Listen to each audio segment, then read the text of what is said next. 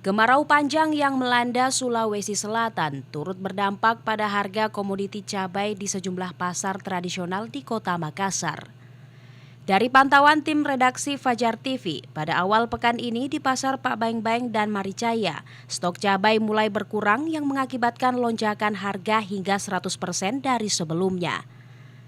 Salah satu pedagang di pasar Pak Baeng-Baeng Takwin mengatakan, lonjakan harga cabai sudah terjadi sejak awal November 2023, yang mana harga sebelumnya dari Rp25.000 per kilogram menjadi Rp50.000 per kilogram. Hal ini disebabkan karena pasok dari daerah berkurang. Harga lombok sekarang mengalami kenaikan dari harga sebelumnya, harga Rp50.000 naik menjadi Rp60.000. Penyebab dari kenaikan harga lombok ini diakibatkan oleh kemarau panjang dan memang pasokan dari daerah kurang. Sekarang harga cabai naik atau tidak, Ibu? Naik sekali. Dan penyebabnya apa, Ibu? Kita juga kurang tahu. Apakah ada hubungannya dengan musim kemarau atau tidak? Mungkin. Kenaikannya itu, Ibu, dari harga berapa ke berapa, Bu? Dari 35 ke 60.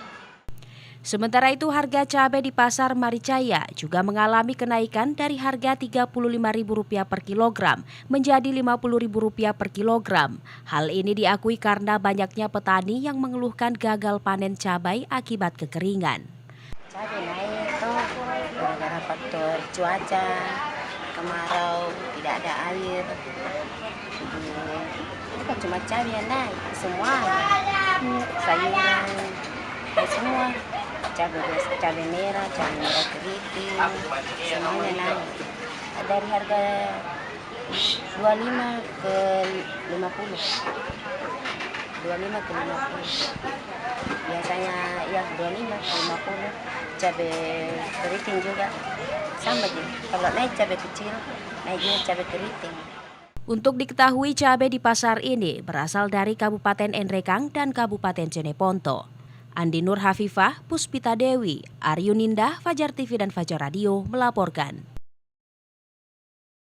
Terima kasih telah menonton. Jangan lupa subscribe, like, comment, and share. Saksikan terus informasi terbaru dengan menekan tombol lonceng hanya di channel Fajar TV.